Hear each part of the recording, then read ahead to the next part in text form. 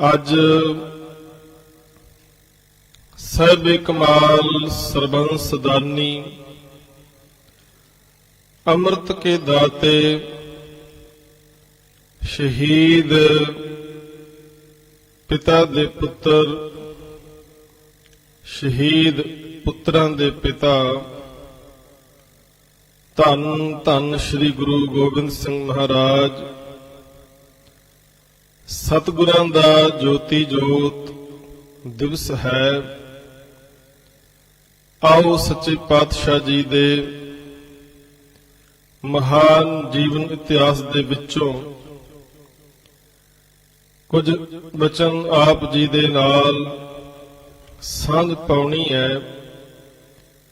ਸੋ ਵਿਚਾਰਾਂ ਦੀ ਆਰੰਭਤਾ ਤੋਂ ਪਹਿਲਾਂ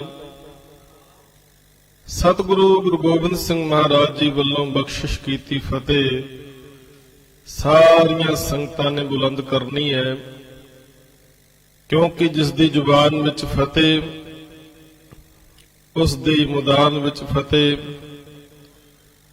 ਜਿਸ ਦੇ ਬੁੱਲਾਂ ਵਿੱਚ ਫਤਿਹ ਉਸ ਦੀਆਂ ਕੁੱਲਾਂ ਵਿੱਚ ਫਤਿਹ।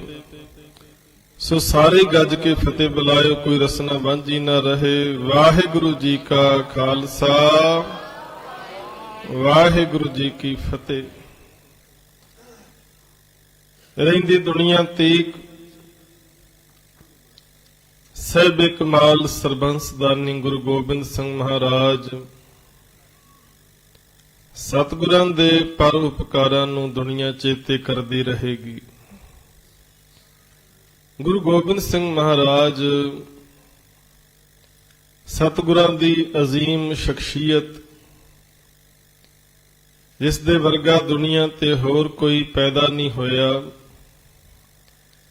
ਤੇ ਜਿਨ੍ਹਾਂ ਦੀ ਉਸਤਤ ਕਰਦਿਆਂ ਹੋਇਆਂ ਯੋਗੀ ਅੱਲਾ ਯਾਰ ਖਾਨ ਨੇ ਵੀ ਆਖਿਆ ਸੀ, ਕਰਤਾਰ ਕੀ ਸੁਗੰਧ ਹੈ ਨਾਨਕ ਕੀ ਕਸਮ ਹੈ, ਜਿਤਨੀ ਵੀ ਹੋ ਤਾਰੀਫ ਗੋਬਿੰਦ ਕੀ ਉਹ ਕੰਮ ਹੈ।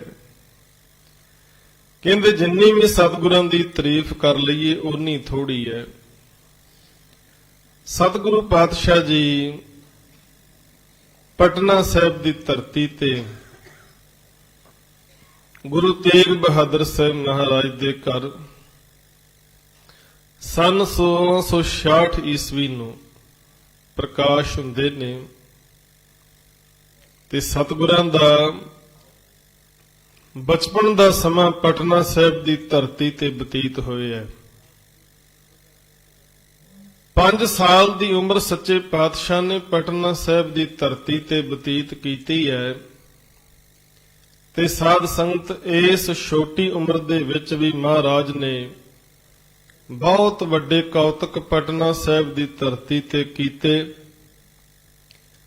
ਇੱਥੇ ਸਤਿਗੁਰੂ ਪਾਤਸ਼ਾਹ ਜੀ ਨੇ ਰਾਜਾ ਫਤਿਹ ਚੰਦ ਉਸ ਦੀ ਰਾਣੀ ਮੈਣੀ ਉਸ ਨੂੰ ਪੁੱਤਰਾਂ ਵਾਲਾ ਪਿਆਰ ਬਖਸ਼ਿਸ਼ ਕੀਤਾ।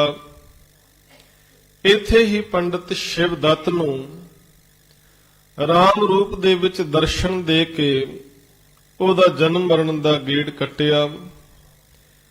ਇਸੇ ਧਰਤੀ ਤੇ ਸਤਿਗੁਰੂ ਪਾਤਸ਼ਾਹ ਜੀ ਨੇ ਇਹ ਸਿੱਖਿਆ ਵੀ ਦਿੱਤੀ ਕਿ ਕਦੇ ਵੀ ਜ਼ੁਲਮ ਕਰਨ ਵਾਲਿਆਂ ਅੱਗੇ ਝੁਕਣਾ ਨਹੀਂ। ਜੇ ਜ਼ੁਲਮ ਕਰਨ ਵਾਲਿਆਂ ਅੱਗੇ ਝੁਕਾਂਗੇ ਤੇ ਉਹਨਾਂ ਦਾ ਹੌਸਲਾ ਹੋਰ ਵਧੇਗਾ, ਉਹ ਵਾਰ-ਵਾਰ ਤੁਹਾਡੇ ਤੇ ਜ਼ੁਲਮ ਕਰਨਗੇ। ਸੋ ਪਟਨਾ ਸਾਹਿਬ ਦੀ ਧਰਤੀ ਤੋਂ ਬਾਅਦ ਸੱਚੇ ਪਾਤਸ਼ਾਹ ਜੀ ਆਨੰਦਪੁਰ ਸਾਹਿਬ ਦੀ ਧਰਤੀ ਤੇ ਆਉਂਦੇ ਨੇ। ਆਨੰਦਪੁਰ ਸਾਹਿਬ ਦੀ ਧਰਤੀ ਤੇ ਮਹਾਰਾਜ ਜੀ ਆਏ ਸੀ, ਕੁਝ ਸਮਾਂ ਬਤੀਤ ਹੋਇਆ ਸੀ। ਕਸ਼ਮੀਰੀ ਪੰਡਤ ਆ ਕੇ ਸਤਿਗੁਰਾਂ ਦੇ ਦਰ ਤੇ ਫਰਿਆਦੀ ਹੋਏ, ਗਲ ਵਿੱਚ ਪੱਲਾ ਪਾ ਕੇ ਅਰਦਾਸ ਕੀਤੀ, ਮਹਾਰਾਜ ਅਸੀਂ ਸਾਰੇ ਹੀ ਧਰਮਾਂ ਸਥਾਨਾਂ ਤੇ ਜਾ ਕੇ ਆਪਣੀ ਫਰਿਆਦ ਕੀਤੀ ਹੈ, ਪਰ ਕਿਸੇ ਨੇ ਵੀ ਸਾਡੀ ਬਾਹ ਨਹੀਂ ਫੜੀ। ਇਸ ਕਰਕੇ ਇੱਕੋ ਇੱਕ ਗੁਰੂ ਨਾਨਕ ਦਾ ਘਰ ਹੈ ਜਿੱਥੇ ਸਾਨੂੰ ਆਸ ਹੈ ਕਿ ਸਾਡੀ ਇੱਥੇ ਫਰਿਆਦ ਸੁਣੀ ਜਾਵੇਗੀ। ਔਰੰਗਜ਼ੇਬ ਦਾ ਸਮਾਂ ਹੈ, ਦਿੱਲੀ ਦੇ ਤਖਤ ਤੇ ਬੈਠਾ ਹੈ ਤੇ ਉਹਦੀ ਮਨਸ਼ਾ ਹੈ ਕਿ ਮੈਂ ਹਰ ਤਰੀਕਾ ਹਰ ਹਰਬਾ ਵਰਤ ਕੇ ਆਮ ਲੋਕਾਈ ਨੂੰ ਜਿਹੜੀ ਨੂੰ ਇਸਲਾਮ ਦੇ ਦਾਇਰੇ ਵਿੱਚ ਲੈ ਕੇ ਆਵਾਂ, ਜਿਹੜੇ ਗੈਰ ਮੁਸਲਮ ਨੇ ਉਹਨਾਂ ਨੂੰ ਵੀ ਮੁਸਲਮਾਨ ਬਣਾ ਲਿਆ ਜਾਏ। ਇਸ ਕਰਕੇ ਉਹਨਾਂ ਨੇ ਕਈਆਂ ਨੂੰ ਲਾਲਚ ਦੇ ਕੇ ਮੁਸਲਮਾਨ ਬਣਾਇਆ, ਕਈਆਂ ਨੂੰ ਤਲਵਾਰ ਦੇ ਜ਼ੋਰ ਨਾਲ ਮੁਸਲਮਾਨ ਬਣਾਇਆ ਜਾ ਰਿਹਾ ਹੈ। ਕਸ਼ਮੀਰ ਦੇ ਬ੍ਰਾਹਮਣ ਜਦੋਂ ਸਤਿਗੁਰਾਂ ਦੇ ਦਰ ਤੇ ਆ ਕੇ ਫਰਿਆਦ ਲੈ ਕੇ ਆਏ ਤੇ ਉਸ ਵੇਲੇ ਗੁਰੂ ਤੇਗ ਬਹਾਦਰ ਸਾਹਿਬ ਮਹਾਰਾਜ ਉਹਨਾਂ ਨੂੰ ਧਰਵਾਸ ਦਿੰਦੇ ਨੇ, ਕਹਿੰਦੇ ਹੁਣ ਤੁਹਾਨੂੰ ਚਿੰਤਾ ਕਰਨ ਦੀ ਲੋੜ ਨਹੀਂ, ਜਾ ਕੇ ਔਰੰਗਜ਼ੇਬ ਨੂੰ ਇੱਕ ਗੱਲ ਕਹਿ ਦਿਓ ਕਿ ਅੱਜ ਤੋਂ ਬਾਅਦ ਸਾਡਾ ਆਗੂ, ਸਾਡਾ ਮੁਖੀ ਗੁਰੂ ਤੇਗ ਬਹਾਦਰ ਸਾਹਿਬ ਮਹਾਰਾਜ ਹੈ। ਜੇ ਗੁਰੂ ਤੇਗ ਬਹਾਦਰ ਸਾਹਿਬ ਮੁਸਲਮਾਨ ਹੋ ਜਾਂਦੇ ਤਾਂ ਅਸੀਂ ਸਾਰੇ ਹਿੰਦੁਸਤਾਨ ਦੇ ਵਾਸੀ ਅਸੀਂ ਵੀ ਬਿਨਾਂ ਕਿਸੇ ਝਿਜਕ ਦੇ ਮੁਸਲਮਾਨ ਹੋ ਜਾਵਾਂਗੇ। ਸੋ ਬੜਾ ਵੱਡਾ ਭਰੋਸਾ ਸੀ ਇਹ। ਹੁਣ ਸਾਧ ਸੰਗਤ ਜਿਹੜੇ ਫਰਿਆਦ ਲੈ ਕੇ ਆਏ ਸੀ ਉਹ ਤੇ ਆਪਣੇ ਘਰਾਂ ਨੂੰ ਚਲੇ ਗਏ ਖੁਸ਼ੀ-ਖੁਸ਼ੀ, ਪਰ ਇੱਧਰ ਗੁਰੂ ਤੇਗ ਬਹਾਦਰ ਸਾਹਿਬ ਮਹਾਰਾਜ ਜਾਣਦੇ ਸਨ ਕਿ ਇਹ ਗੱਲ ਜਿਹੜੀ ਹੈ ਇਹ ਬੋਲ ਪਗਾਉਣ ਵਾਸਤੇ ਹੁਣ ਆਪਣੀ ਜਾਨ ਦੀ ਬਾਜੀ ਲਾਉਣੀ ਪਵੇਗੀ, ਆਪਣਾ ਆਪ ਤਿਆਗਣਾ ਪਵੇਗਾ। ਸਤਿਗੁਰੂ ਪਾਤਸ਼ਾਹ ਜੀ ਜਦੋਂ ਇਹ ਬਚਨ ਕਰਦੇ ਨੇ, ਇਹ ਖਬਰ ਔਰੰਗਜ਼ੇਬ ਤੱਕ ਪਹੁੰਚਦੀ ਹੈ ਤੇ ਔਰੰਗਜ਼ੇਬ ਸੱਚੇ ਪਾਤਸ਼ਾਹ ਨੂੰ ਗ੍ਰਿਫਤਾਰੀ ਦੇ ਹੁਕਮ ਦਿੰਦਾ ਹੈ ਕਿ ਮਹਾਰਾਜ ਨੂੰ ਗ੍ਰਿਫਤਾਰ ਕਰਕੇ ਦਿੱਲੀ ਦਰਬਾਰ ਵਿੱਚ ਪੇਸ਼ ਕੀਤਾ ਜਾਏ। ਤੇ ਉਸ ਵੇਲੇ ਗੁਰੂ ਗੋਬਿੰਦ ਸਿੰਘ ਮਹਾਰਾਜ ਦੀ ਉਮਰ ਜਿਹੜੀ ਹੈ ਕੇਵਲ 9 ਸਾਲ ਦੀ ਹੈ। 9 ਸਾਲ ਦੀ ਉਮਰ ਦੇ ਵਿੱਚ ਗੋਬਿੰਦ ਰਾਏ ਦੇ ਰੂਪ ਦੇ ਵਿੱਚ ਗੁਰੂ ਤੇਗ ਬਹਾਦਰ ਸਾਹਿਬ ਮਹਾਰਾਜ ਨੂੰ ਆਪਣੇ ਹੱਥੀਂ ਦਿੱਲੀ ਵੱਲ ਤੋਰਿਆ। ਤੇ ਆਪਾਂ ਸਾਰੇ ਇਤਿਹਾਸ ਨੂੰ ਚੰਗੀ ਤਰ੍ਹਾਂ ਜਾਣਦੇ ਹਾਂ। ਗੁਰੂ ਤੇਗ ਬਹਾਦਰ ਸਾਹਿਬ ਮਹਾਰਾਜ ਸਿੰਘਾਂ ਦੇ ਸਮੇਤ ਦਿੱਲੀ ਗਏ ਨੇ, ਪਰ ਆਖਰੀ ਵੇਰਾ ਦਿੱਲੀ ਤੋਂ ਕੇਵਲ ਸਤਿਗੁਰਾਂ ਦਾ ਸੀਸ ਹੀ ਆਨੰਦਪੁਰ ਸਾਹਿਬ ਪਹੁੰਚਿਆ ਹੈ। ਕਿੱਡਾ ਵੱਡਾ ਜਿਗਰਾ ਹੋਏਗਾ ਗੁਰੂ ਗੋਬਿੰਦ ਸਿੰਘ ਮਹਾਰਾਜ ਜੀ ਦਾ।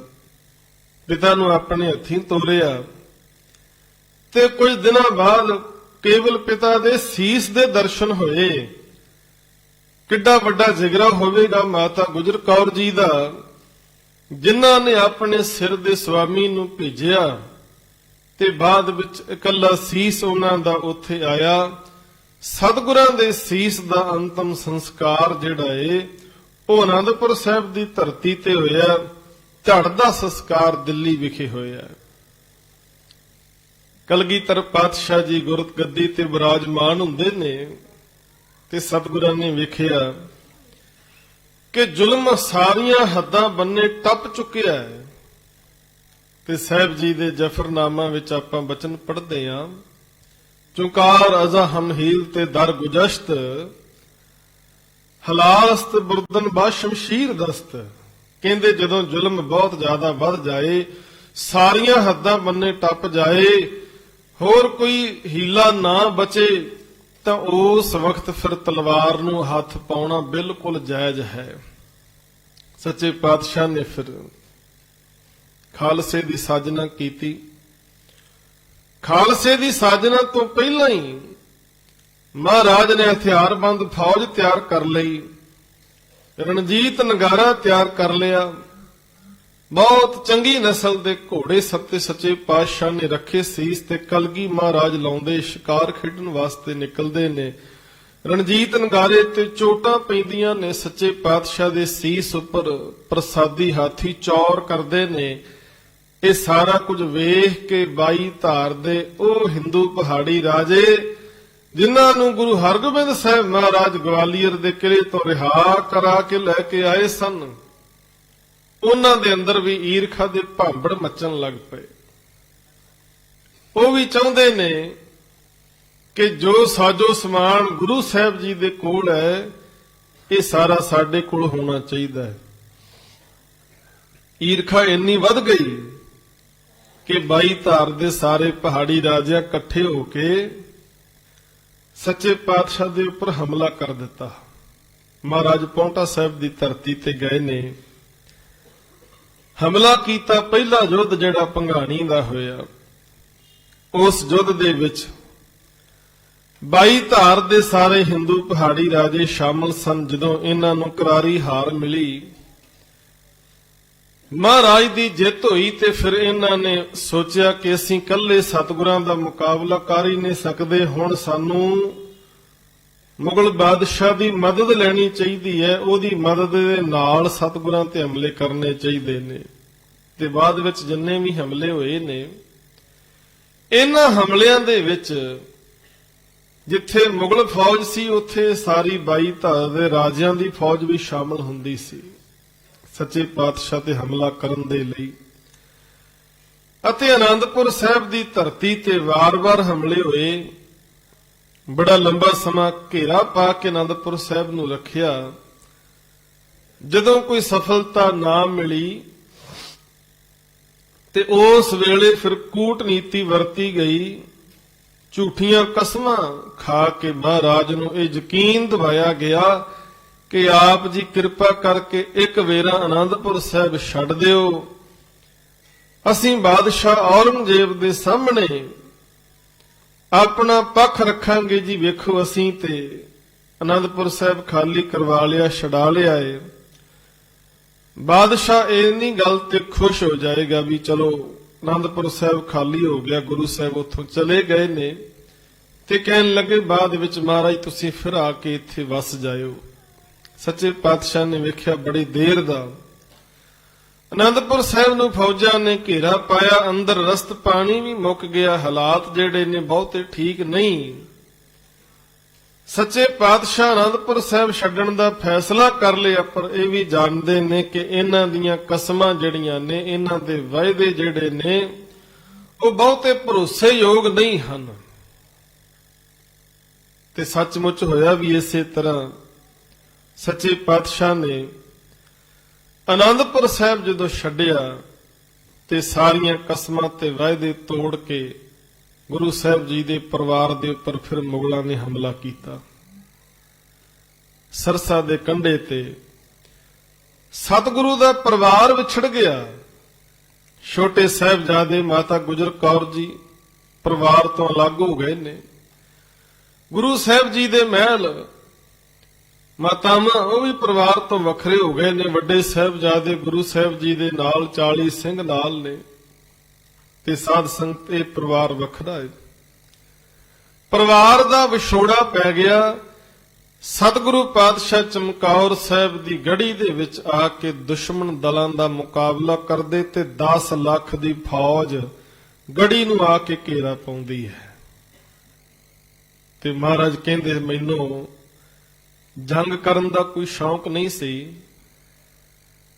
ਕਹਿੰਦੇ ਪਰ ਕੀ ਕਰਦੇ, ਜਦੋਂ 40 ਸਿੰਘਾਂ ਨੂੰ ਫੜਨ ਦੇ ਲਈ ਕਹਿੰਦੇ ਤੁਸੀਂ 10 ਲੱਖ ਦੀਆਂ ਫੌਜਾਂ ਭੇਜੀਆਂ, 10 ਲੱਖ ਦੀਆਂ, ਕਿ 10 ਲੱਖ ਬਰਾਇਦ ਬਰੋ ਬੇਖਬਰ, ਕਹਿੰਦੇ ਬਿਨਾਂ ਕਿਸੇ ਖਬਰ ਕੀਤਿਆਂ 10 ਲੱਖ ਦੀ ਫੌਜ ਨੇ ਗੜ੍ਹੀ ਨੂੰ ਆ ਕੇ ਘੇਰਾ ਪਾਇਆ।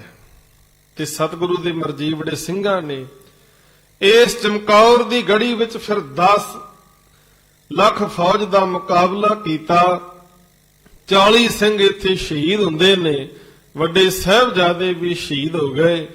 ਤੇ ਸਤਿਗੁਰੂ ਗੜ੍ਹੀ ਦੇ ਵਿੱਚੋਂ ਪੰਥ ਦਾ ਹੁਕਮ ਮੰਨ ਕੇ ਜਦੋਂ ਨਿਕਲ ਜਾਂਦੇ ਨੇ, ਤੇ ਮੁਗਲਾਂ ਦੇ ਲਈ ਬਹੁਤ ਵੱਡੀ ਕਰਾਰੀ ਹਾਰ ਸੀ। 10 ਲੱਖ ਦੀ ਫੌਜ ਵੀ ਸਤਿਗੁਰੂ ਨੂੰ ਫੜ ਨਹੀਂ ਸਕੀ। ਕਹਿੰਦੇ ਮਹਾਰਾਜ ਹੁਣ ਚਲਦਿਆਂ ਚਲਦਿਆਂ ਮਾਲਵੇ ਦੀ ਧਰਤੀ ਤੇ ਪਹੁੰਚ ਗਏ। ਜਦੋਂ ਸੱਚੇ ਪਾਤਸ਼ਾਹ ਮਾਲਵੇ ਦੀ ਧਰਤੀ ਤੇ ਪਹੁੰਚੇ, ਵਜ਼ੀਰ ਖਾਨ ਨੂੰ ਫੇਰ ਪਤਾ ਲੱਗਾ ਕਿ ਸਤਿਗੁਰੂ ਮਾਲਵੇ ਪਹੁੰਚ ਗਏ ਨੇ। ਉੱਥੇ ਫੇਰ ਮਹਾਰਾਜ ਤੇ ਹਮਲਾ ਕਰਵਾਇਆ। ਜਿਹੜੀ ਅਖੀਰਲੀ ਜੰਗ ਸਤਿਗੁਰੂ ਪਾਤਸ਼ਾਹ ਨੇ ਲੜੀ ਹੈ, ਖਿਦਰਾਣੇ ਦੀ ਢਾਬ ਸ੍ਰੀ ਮੁਕਤਸਰ ਸਾਹਿਬ ਦੀ ਧਰਤੀ ਤੇ। ਇੱਥੇ ਫੇਰ ਹਮਲਾ ਕਰਵਾਇਆ ਸੱਚੇ ਪਾਤਸ਼ਾਹ ਤੇ, ਸਤਿਗੁਰਾਂ ਦੇ ਪਿਆਰੇ ਸਿੱਖਾਂ ਨੇ ਫੇਰ ਕੁਰਬਾਨੀਆਂ ਦਿੱਤੀਆਂ। ਇੱਥੇ 40 ਸਿੰਘ ਇੱਥੇ ਵੀ ਸ਼ਹੀਦ ਹੋਏ, ਜਿਨ੍ਹਾਂ ਨੂੰ ਆਪਾਂ 40 ਮੁਕਤਿਆਂ ਦੇ ਨਾਮ ਦੇ ਨਾਲ ਯਾਦ ਕਰਦੇ ਹਾਂ। ਸੱਚੇ ਪਾਤਸ਼ਾਹ ਜੀ ਦਾ ਮੁਕਾਬਲਾ ਕਰਨ ਵਾਸਤੇ ਆਈਆਂ ਫੌਜਾਂ ਹਾਰ ਕੇ ਵਾਪਸ ਭੱਜ ਗਈਆਂ ਜੰਗ ਦੇ ਮੈਦਾਨ ਦੇ ਵਿੱਚੋਂ। ਵਜ਼ੀਰ ਖਾਨ ਦੇ ਲਈ ਬਹੁਤ ਵੱਡੀ ਕਰਾਰੀ ਹਾਰ ਸੀ। ਸੱਚੇ ਪਾਤਸ਼ਾਹ ਮੁਕਤਸਰ ਸਾਹਿਬ ਦੀ ਧਰਤੀ ਤੇ ਜੰਗ ਲੜਨ ਤੋਂ ਬਾਅਦ ਦਮਦਮਾ ਸਾਹਿਬ ਦੀ ਧਰਤੀ ਤੇ ਮਹਾਰਾਜ ਪਹੁੰਚਦੇ ਨੇ। ਦਮਦਮਾ ਸਾਹਿਬ ਦੀ ਧਰਤੀ ਤੇ ਸੱਚੇ ਪਾਤਸ਼ਾਹ ਜੀ ਨੇ ਗੁਰੂ ਗ੍ਰੰਥ ਸਾਹਿਬ ਜੀ ਦਾ ਸਰੂਪ ਜਿਹੜਾ ਸੀ ਉਹ ਮੁਕੰਮਲ ਕਰਵਾਇਆ। ਗੁਰੂ ਗ੍ਰੰਥ ਸਾਹਿਬ ਜੀ ਦੇ ਪਾਵਨ ਸਰੂਪ ਦੇ ਵਿੱਚ ਗੁਰੂ ਤੇਗ ਬਹਾਦਰ ਸਾਹਿਬ ਮਹਾਰਾਜ ਦੀ ਬਾਣੀ ਦਰਜ ਕਰਵਾਈ। ਸਰੂਪ ਮੁਕੰਮਲ ਹੋਇਆ ਤੇ ਸੱਚੇ ਪਾਤਸ਼ਾਹ ਜੀ ਨੇ ਦੱਖਣ ਵੱਲ ਚਾਲੇ ਪਾ ਦਿੱਤੇ, ਹਜੂਰ ਸਾਹਿਬ ਵੱਲ। ਇਹਨਾਂ ਦਿਨਾਂ ਦੇ ਅੰਦਰ ਬਾਦਸ਼ਾਹ ਔਰੰਗਜ਼ੇਬ ਦੀ ਮੌਤ ਹੋ ਚੁੱਕੀ ਹੈ ਤੇ ਦਿੱਲੀ ਦੇ ਤਖਤ ਵਾਸਤੇ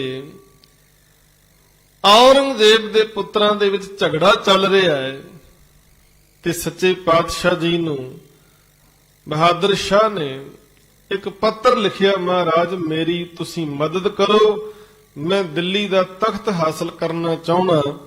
ਤੇ ਸੱਚੇ ਪਾਤਸ਼ਾਹ ਜੀ ਨੇ ਸਿੰਘਾਂ ਨੂੰ ਬਹਾਦਰ ਸ਼ਾਹ ਦੀ ਮਦਦ ਵਾਸਤੇ ਭੇਜਿਆ। ਸਿੰਘਾਂ ਦੀ ਮਦਦ ਦੇ ਨਾਲ ਬਹਾਦਰ ਸ਼ਾਹ, ਜਿਸ ਨੂੰ ਸ਼ਹਿਜ਼ਾਦਾ ਮੁਅੱਜ਼ਮ ਕਹਿੰਦੇ ਸਨ, ਦਿੱਲੀ ਦੇ ਤਖਤ ਤੇ ਬੈਠਾ ਹੈ। ਜਦੋਂ ਦਿੱਲੀ ਦੇ ਤਖਤ ਤੇ ਬਹਾਦਰ ਸ਼ਾਹ ਬੈਠਾ ਤੇ ਸਤਿਗੁਰਾਂ ਦੇ ਦਰਸ਼ਨ ਕਰਨ ਫਿਰ ਬਹਾਦਰ ਸ਼ਾਹ ਆਉਂਦਾ ਹੈ। ਮਹਾਰਾਜ ਨੂੰ ਕਈ ਕੀਮਤੀ ਨਜ਼ਰਾਨੇ ਵੀ ਭੇਟ ਕਰਦਾ ਬਹਾਦਰ ਸ਼ਾਹ। ਹੁਣ ਇਸ ਸਮੇਂ ਦਰਮਿਆਨ ਜਦੋਂ ਸਤਿਗੁਰਾਂ ਦੀ ਬਹਾਦਰ ਸ਼ਾਹ ਦੇ ਨਾਲ ਨੇੜਤਾ ਬਣ ਗਈ ਨਾ, ਤੇ ਸਭ ਤੋਂ ਜ਼ਿਆਦਾ ਪਰੇਸ਼ਾਨੀ ਦੇ ਵਿੱਚ ਹੈ ਸਰਹੰਦ ਦਾ ਸੂਬਾ ਵਜ਼ੀਰ ਖਾਨ। ਉਹਦੇ ਮਨ ਵਿੱਚ ਇੱਕ ਡਰ ਹੈ ਕਿ ਬਹਾਦਰ ਸ਼ਾਹ ਸਤਿਗੁਰਾਂ ਦੇ ਬਹੁਤ ਨੇੜੇ ਹੋ ਗਿਆ ਹੈ ਤੇ ਜੇ ਕਿਤੇ ਸਤਿਗੁਰਾਂ ਦੇ ਪਰਿਵਾਰ ਦੇ ਉੱਪਰ ਹੋਏ ਜ਼ੁਲਮਾਂ ਦੀ ਦਾਸਤਾਨ ਛਿੜ ਪਈ, ਗੱਲ ਚੱਲੀ, ਤੇ ਸਭ ਤੋਂ ਪਹਿਲਾਂ ਵਜ਼ੀਰ ਖਾਨ ਸੋਚਦਾ ਮੇਰਾ ਨਾਂ ਆਏਗਾ, ਕਿਉਂਕਿ ਵਜ਼ੀਰ ਖਾਨ ਨੇ ਸਭ ਤੋਂ ਜ਼ਿਆਦਾ ਕਹਿਰ ਢਾਇਆ ਹੈ। ਛੋਟੇ ਸਾਹਿਬਜ਼ਾਦੇ ਅਤੇ ਮਾਤਾ ਗੁਜਰ ਕੌਰ ਠੰਡੇ ਬੁਰਜ ਦੇ ਵਿੱਚ ਉਹਨਾਂ ਨੂੰ ਕਈ ਦਿਨ ਭੁੱਖੇ ਪਿਆਸੇ ਰੱਖ ਕੇ ਤਸੀਹੇ ਦੇ ਕੇ ਤੇ ਛੋਟੇ ਸਾਹਿਬਜ਼ਾਦਿਆਂ ਨੂੰ ਜਿਉਂਦੇ ਨੀਹਾਂ ਦੇ ਵਿੱਚ ਚਿਣ ਕੇ ਸ਼ਹੀਦ ਕਰਵਾਇਆ। ਇਹ ਜ਼ੁਲਮੀ ਸਾਕਾ ਜਿਸ ਨੂੰ ਹਰੇਕ ਸੁਣਨ ਵਾਲਾ, ਪੜਨ ਵਾਲਾ ਤੇ ਦੇਖਣ ਵਾਲਾ ਸਾਧ ਸੰਗਤ ਭਾਵਕ ਹੋ ਜਾਂਦਾ। ਇੰਨਾ ਜ਼ਿਆਦਾ ਜ਼ੁਲਮ ਵਜ਼ੀਰ ਖਾਨ ਨੇ ਢਾਇਆ ਗੁਰੂ ਕੇ ਸਾਹਿਬਜ਼ਾਦਿਆਂ ਉੱਪਰ, ਮਾਤਾ ਉੱਪਰ। ਵਜ਼ੀਰ ਖਾਨ ਦੇ ਅੰਦਰ ਡਰ ਬਣਿਆ ਹੋਇਆ ਵੀ ਜੇ ਕਿਤੇ ਬਾਦਸ਼ਾਹ ਨੇ ਇਹ ਕਹਿ ਦਿੱਤਾ ਕਿ ਵਜ਼ੀਰ ਖਾਨ ਨੂੰ ਗ੍ਰਿਫਤਾਰ ਕਰਕੇ ਉਹਨੂੰ ਸਜ਼ਾ ਦਿਓ ਤੇ ਮੇਰੀ ਹਾਲਤ ਬਹੁਤ ਮਾੜੀ ਹੋਵੇਗੀ। ਇਸ ਕਰਕੇ ਵਜ਼ੀਰ ਖਾਨ ਨੇ ਕੋਸ਼ਿਸ਼ ਕੀਤੀ ਕਿਉਂ ਨਾ ਗੁਰੂ ਸਾਹਿਬ ਜੀ ਦੇ ਉੱਪਰ ਕੋਈ ਹਮਲਾ ਕਰਵਾ ਕੇ ਸੱਚੇ ਪਾਤਸ਼ਾਹ ਜੀ ਨੂੰ ਸ਼ਹੀਦ ਕਰ ਦਈਏ, ਖਤਮ ਕਰ ਦਈਏ।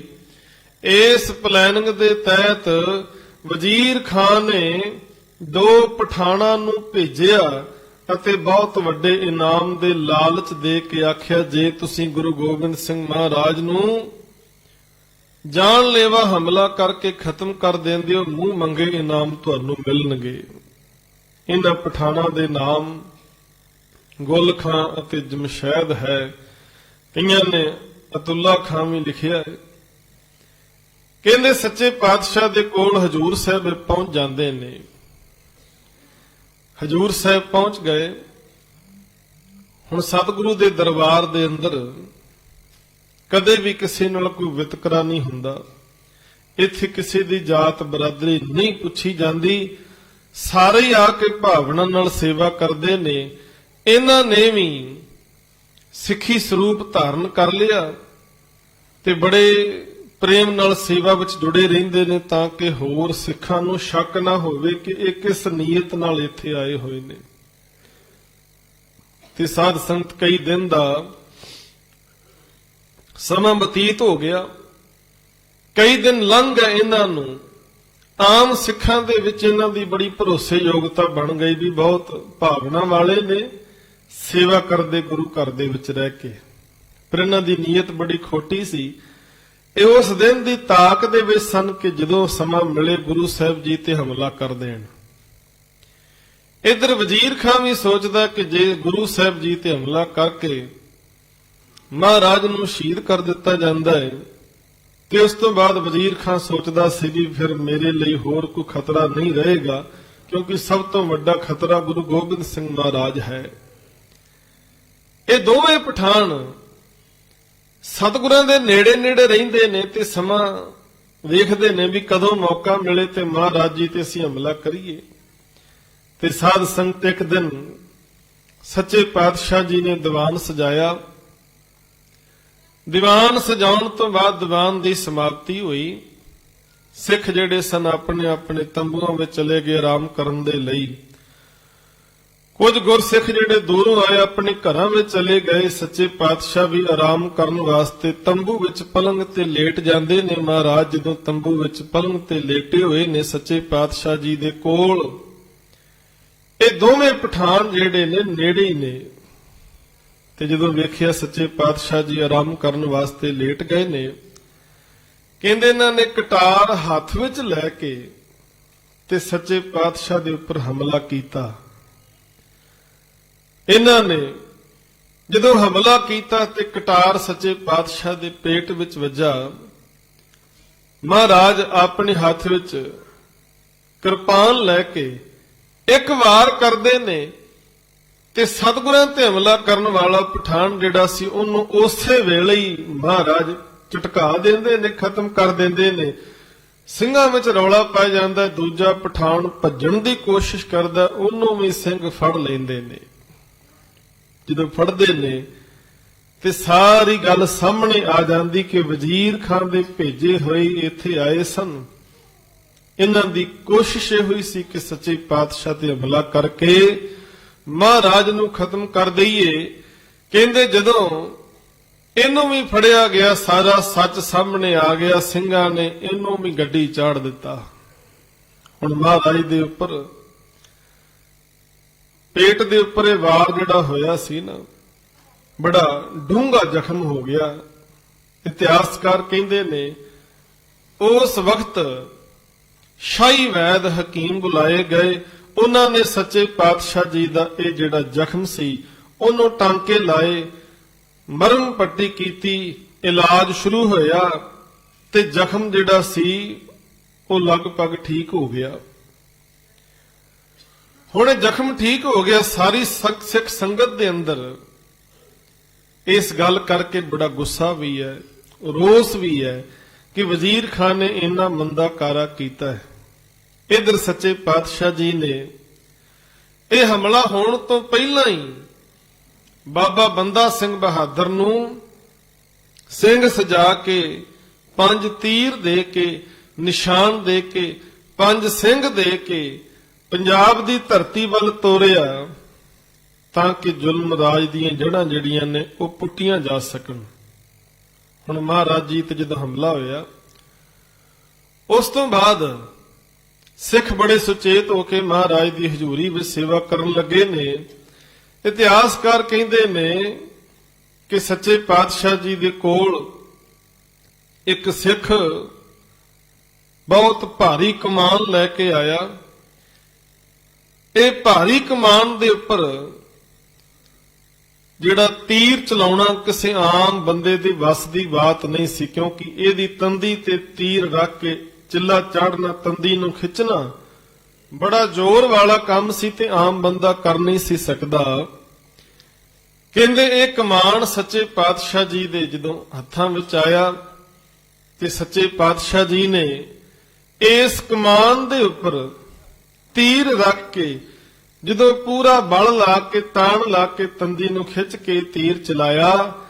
ਇਤਿਹਾਸਕਾਰ ਕਹਿੰਦੇ ਨੇ ਸੱਚੇ ਪਾਤਸ਼ਾਹ ਜੀ ਦੇ ਜਿਹੜਾ ਪੇਟ ਵਿੱਚ ਖੰਜਰ ਵੱਜਾ ਸੀ ਉਹਦਾ ਜਿਹੜਾ ਜ਼ਖਮ ਸੀ, ਅਜੇ ਅੱਲਾ ਸੀ ਜਿਹੜੇ ਟਾਂਕੇ ਲੱਗੇ ਸਨ, ਉਹ ਜ਼ਖਮ ਫੇਰ ਖੁੱਲ ਗਿਆ ਤੇ ਸਾਧ ਸੰਗਤ ਜਦੋਂ ਉਹ ਜ਼ਖਮ ਖੁੱਲਿਆ ਫਿਰ ਖੂਨ ਵਹਿਣਾ ਸ਼ੁਰੂ ਹੋ ਗਿਆ ਤੇ ਸੱਚੇ ਪਾਤਸ਼ਾਹ ਜੀ ਦੇ ਕੋਲ ਜਿੰਨੇ ਵੀ ਸਿੱਖ ਇਕੱਠੇ ਹੋਏ ਨੇ ਫਟਾਫਟ ਭੱਜ ਕੇ ਆਏ ਮਹਾਰਾਜ ਦੇ ਕੋਲ ਤੇ ਸੱਚੇ ਪਾਤਸ਼ਾਹ ਨੂੰ ਆਖਿਆ, ਮਹਾਰਾਜ ਜ਼ਖਮ ਜਿਹੜਾ ਸੀ ਅੱਲਾ ਸੀ, ਟਾਂਕੇ ਲੱਗਦਾ ਫਿਰ ਖੁੱਲ ਗਏ ਨੇ, ਫਿਰ ਹੁਣ ਇਲਾਜ ਇਹਦਾ ਕਰੀਏ, ਕੋਈ ਵੈਦ ਹਕੀਮ ਫੇਰ ਬੁਲਾਈਏ। ਤੇ ਸੱਚੇ ਪਾਤਸ਼ਾਹ ਜੀ ਨੇ ਉਸ ਜ਼ਖਮ ਦੇ ਉੱਪਰ ਘੁੱਟ ਕੇ ਕਮਰ ਕੱਸਾ ਬੰਨ ਕੇ ਸਿੰਘਾਂ ਨੂੰ ਆਖਿਆ, ਹੁਣ ਕਿਸੇ ਪ੍ਰਕਾਰ ਦੇ ਇਲਾਜ ਦੀ ਲੋੜ ਨਹੀਂ ਹੈ, ਕਿਉਂਕਿ ਹੁਣ ਇਹ ਸਰੀਰ ਕਰਕੇ ਇਸ ਸੰਸਾਰ ਤੋਂ ਰੁਖਸਤ ਹੋਣ ਦਾ ਸਮਾਂ ਆ ਗਿਆ ਹੈ। ਤੇ ਸੱਚੇ ਪਾਤਸ਼ਾਹ ਨੇ ਜਦੋਂ ਗੱਲ ਕਹੀ ਨਾ, ਸਾਰੀ ਸਿੱਖ ਸੰਗਤ ਬੜੀ ਗਮਗੀਨ ਹੋ ਗਈ, ਕਿਉਂਕਿ ਮਹਾਰਾਜ ਨੇ ਬਚਨ ਆਖੇ ਕਿ ਹੁਣ ਸਰੀਰ ਦੇ ਬਿਨਸਨ ਦਾ ਸਮਾਂ ਆ ਗਿਆ ਹੈ, ਇਸ ਕਰਕੇ ਹੁਣ ਕਿਸੇ ਇਲਾਜ ਦੀ ਲੋੜ ਨਹੀਂ। ਕਹਿੰਦੇ ਸਾਰੀ ਸਿੱਖ ਸੰਗਤ ਮਹਾਰਾਜ ਦੇ ਚਰਨਾਂ ਵਿੱਚ ਇਕੱਠੀ ਹੋ ਗਈ, ਗਲ ਵਿੱਚ ਪੱਲਾ ਪਾ ਕੇ ਸਾਰੀ ਸਿੱਖ ਸੰਗਤ ਮਹਾਰਾਜ ਨੂੰ ਬੇਨਤੀ ਕਰਦੀ ਹੈ, ਗਰੀਬ ਨਵਾਜ। ਕਹਿਣ ਲੱਗੇ, ਗਰੀਬ ਨਵਾਜ ਸਤਿਗੁਰੂ, ਸਿੱਖ ਸੰਗਤ ਤੇਰੀ, ਇਹ ਸਾਰੀ ਸਿੱਖ ਸੰਗਤ ਮਹਾਰਾਜ ਤੁਹਾਡੀ ਹੈ, ਇਸ ਦਾ ਕੀ ਹਵਾਲ। ਕਹਿੰਦੇ ਕਿਰਪਾ ਕਰੋ ਮਹਾਰਾਜ, ਆਪ ਸਿੱਖ ਸੰਗਤ ਨੂੰ ਕਿਹਦੇ ਹਵਾਲੇ ਛੱਡ ਕੇ ਜਾ ਰਹੇ ਹੋ ਸੱਚੇ ਪਾਤਸ਼ਾਹ? ਆਪ ਜੀ ਦੇ ਬਗੈਰ ਸਿੱਖ ਸੰਗਤ ਦਾ ਕੀ ਬਣੇਗਾ? ਆਪ ਤੇ ਮੁਰਦਿਆਂ ਵਿੱਚ ਵੀ ਜਾਨ ਪਾਉਣ ਦੀ ਸਮਰੱਥਾ ਰੱਖਦੇ ਹੋ। ਆਪ ਨੇ ਤੇ ਏਡੀ ਕਿਰਪਾ ਕੀਤੀ, ਖਾਲਸੇ ਦੀ ਸਾਜਨਾ ਕੀਤੀ, ਜਿਹੜੇ ਮਨੁੱਖ ਕਦੇ ਜਿਨ੍ਹਾਂ ਨੇ ਹੱਥ ਵਿੱਚ ਹਥਿਆਰ ਫੜ ਕੇ ਦੁਸ਼ਮਣ ਦੇ ਸਾਹਮਣੇ ਕਦੇ ਡਟ ਕੇ ਖੜ ਕੇ ਨਹੀਂ ਸੀ ਵੇਖਿਆ, ਆਪ ਜੀ ਦੀ ਕਿਰਪਾ ਸਦਕਾ ਉਹ ਇਕੱਲਾ ਇਕੱਲਾ ਮਨੁੱਖ ਸਵਾ ਲੱਖ ਦਾ ਮੁਕਾਬਲਾ ਕਰਦਾ ਰਿਹਾ। ਇਹ ਆਪ ਦੀ ਕਿਰਪਾ ਸੀ, ਕਿਉਂਕਿ ਬਚਨ ਇਤਿਹਾਸ ਵਿੱਚੋਂ ਆਪ ਨੇ ਬਹੁਤ ਵਾਰੀ ਪੜ੍ਹੇ ਨੇ। ਜਦੋਂ ਸਤਿਗੁਰੂ ਦੇ ਕੋਲ ਸਿੱਖ ਸੰਗਤ ਪਹੁੰਚਦੀ ਸੀ ਤੇ ਮਹਾਰਾਜ ਕਹਿੰਦੇ, ਆਓ ਭਾਈ, ਖੰਡੇ ਬਾਟੇ ਦੀ ਪੌਲ ਅੰਮ੍ਰਿਤ ਦੀ ਦਾਤ ਪ੍ਰਾਪਤ ਕਰਕੇ ਤੁਸੀਂ ਗੁਰੂ ਕੇ ਸਿੰਘ ਸਜੋ, ਹੱਥ ਵਿੱਚ ਸ਼ਸਤਰ ਲੈ ਕੇ ਦੁਸ਼ਮਣ ਦਾ ਮੁਕਾਬਲਾ ਕਰੋ। ਤੇ ਉਸ ਵਕਤ ਜਿੰਨੇ ਵੀ ਲੋਕ ਮਹਾਰਾਜ ਦੇ ਕੋਲ ਆਏ ਸਨ, ਉਹ ਆਮ ਸਧਾਰਨ ਪਰਿਵਾਰਾਂ ਦੇ ਵਿੱਚੋਂ, ਗਰੀਬੀ ਵਿੱਚੋਂ ਉੱਠ ਕੇ ਆਏ, ਜ਼ੁਲਮ ਦੇ ਨਾਲ, ਹਾਕਮਾਂ ਦੇ ਨਾਲ ਲਤਾੜੇ ਹੋਏ, ਤੇ ਮਹਾਰਾਜ ਨੂੰ ਕਹਿਣ ਲੱਗੇ, ਸੱਚੇ ਪਾਤਸ਼ਾਹ ਸਾਡੇ ਕੋਲੋਂ ਇਹ ਕੰਮ ਹੋਣਾ ਨਹੀਂ। काम हमारा तोलन तकड़ी, नंगी करद कबू नहीं पकड़ी, चिड़ी उड़े तो हम डर जाए, दुश्मन से कैसे लड़ पाए। ते सतगुरु ने आख्या सी, जिन की जात वर्ण कुल माही, सिरदारी न भई किदाही, इन्हीं को सरदार बनाऊं, तबे गोबिंद सिंह नाम कहाऊं। 1.25 लाख से एक लड़ाऊं, तबे गोबिंद सिंह नाम कहाऊं। सच्चे पातशाह आपने एडी कृपा कीती, खालसे दी साजना करके एक एक सिंह 1.25 लाख दा मुकाबला करन दे योग आपने बना दिता। कृपा आपने कीती महाराज, तुहाडे बगैर इस पंथ दी राखी हुण कौन करेगा। गरीब नवाज सिख संगत तेरी, इस दा की हवाल। बचन कीता गुरु है ग्रंथ, लड़ पकड़ो अकाल। ते सच्चे पातशाह ने आख्या, भाई किसे नू चिंता करन दी लोड़ नहीं है, साडा स्वरूप जिहड़ा है वो खालसे दे विच है। खालसा मेरो रूप है खास, खालसे मैं हो करो निवास। जब लग खालसा रहे नियारा, तब लग तेज दियों में सारा। ते साडा रूप जिहड़ा है, जे किसी ने सच्ची मुच्ची दर्शन करने ने तां गुरु ग्रंथ साहिब जी दी बाणी नूं पढ़े सुने विचारे साडे दर्शन होणगे।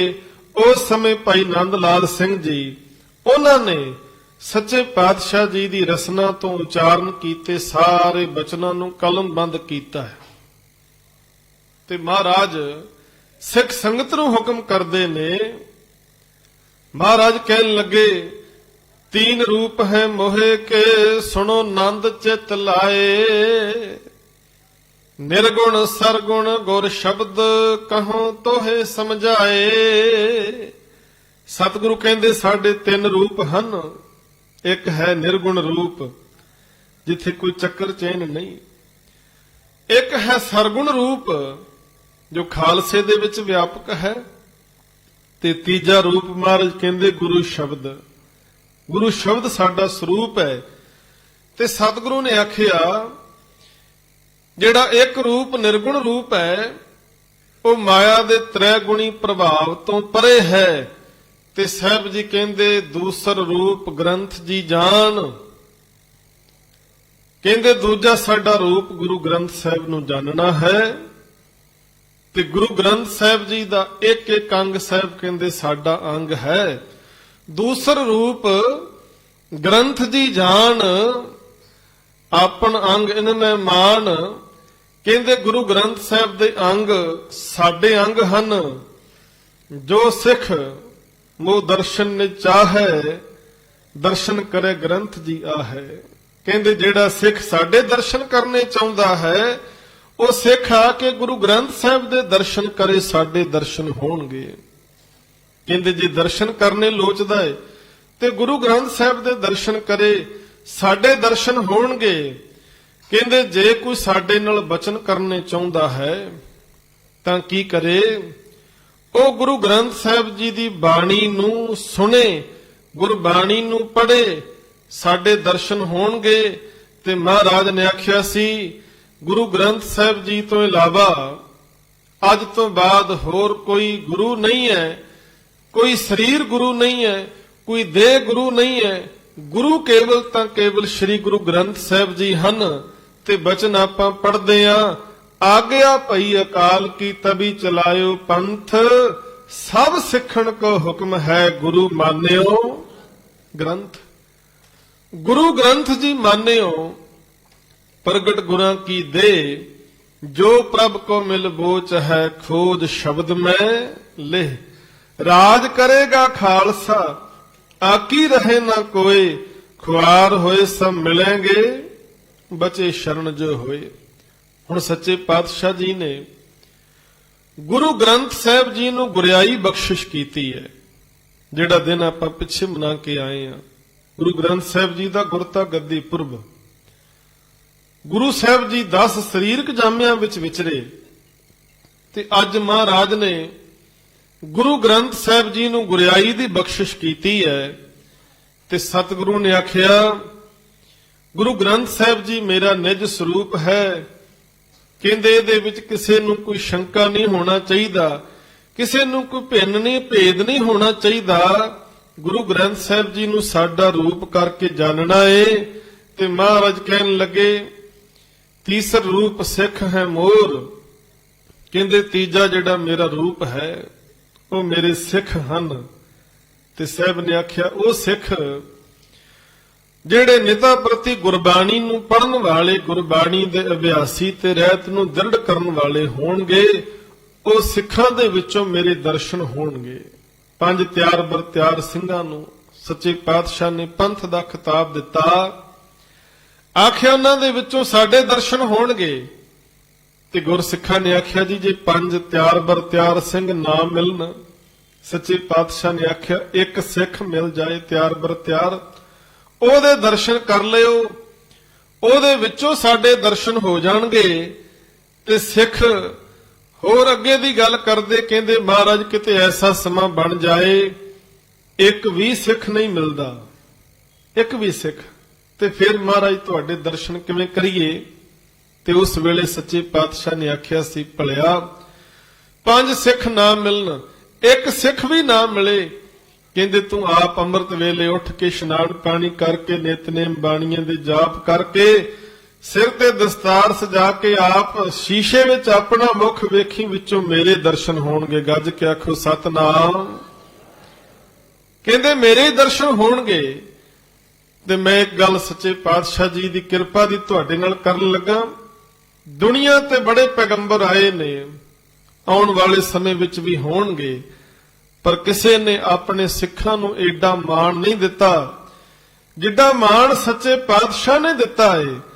ਵੇਖੋ ਦੁਨੀਆ ਦੇ ਅੰਦਰ ਇਤਿਹਾਸ ਕਿਤੇ ਵੀ ਪੜ੍ਹ ਕੇ ਵੇਖਿਓ, ਗੁਰੂ ਸਾਰੀ ਉਮਰ ਗੁਰੂ ਰਹਿੰਦਾ ਹੈ, ਉਹ ਕਦੇ ਚੇਲਾ ਨਹੀਂ ਬਣਦਾ।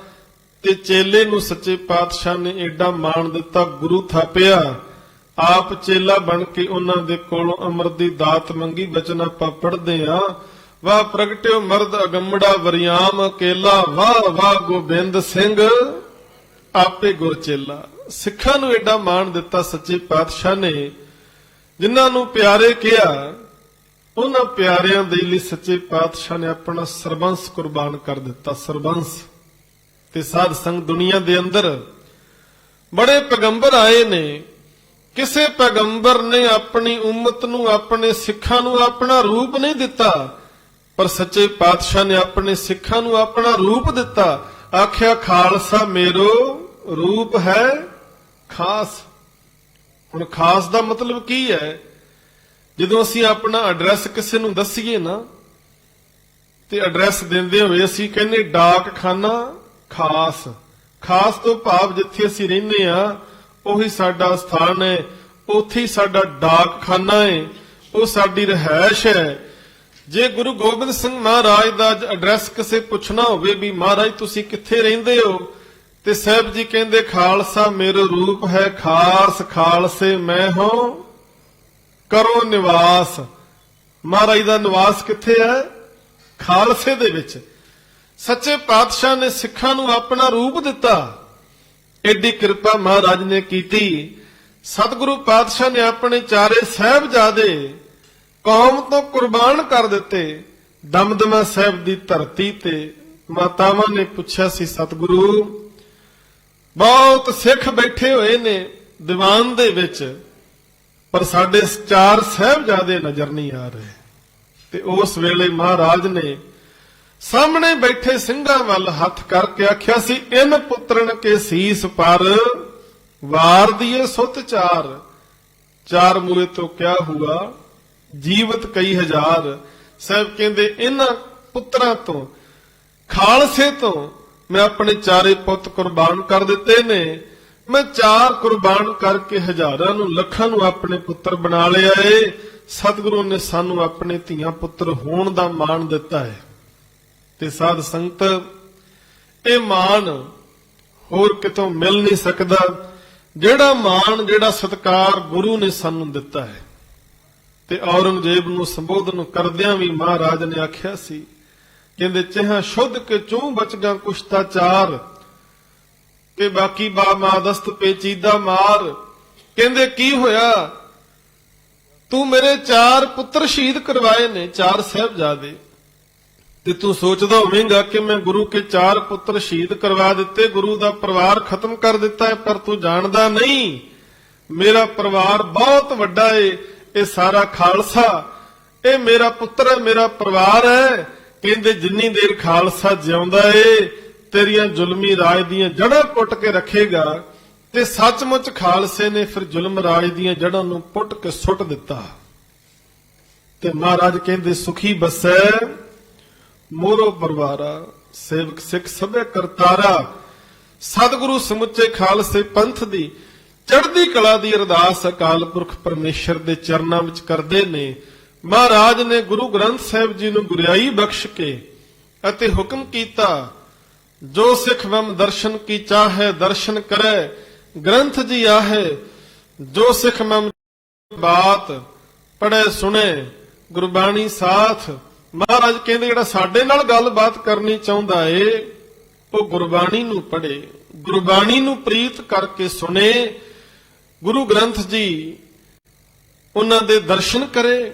ਕਹਿੰਦੇ ਗੁਰੂ ਗ੍ਰੰਥ ਸਰੂਪ ਹੈ ਮੋਰ, ਕਹਿੰਦੇ ਮੇਰਾ ਸਰੂਪ ਗੁਰੂ ਗ੍ਰੰਥ ਸਾਹਿਬ ਦੇ ਵਿੱਚ ਹੈ, ਤਾਂ ਮੈਂ ਭੇਦ ਨਰੰਚਕ ਮਾਨ। ਕਹਿੰਦੇ ਕਿਸੇ ਨੇ ਬਿਲਕੁਲ ਵੀ ਇੱਥੇ ਭੇਦ ਨਹੀਂ ਜਾਣਨਾ, ਗੁਰੂ ਗ੍ਰੰਥ ਸਾਹਿਬ ਨੂੰ ਸਾਡਾ ਰੂਪ ਕਰਕੇ ਜਾਣਨਾ ਹੈ।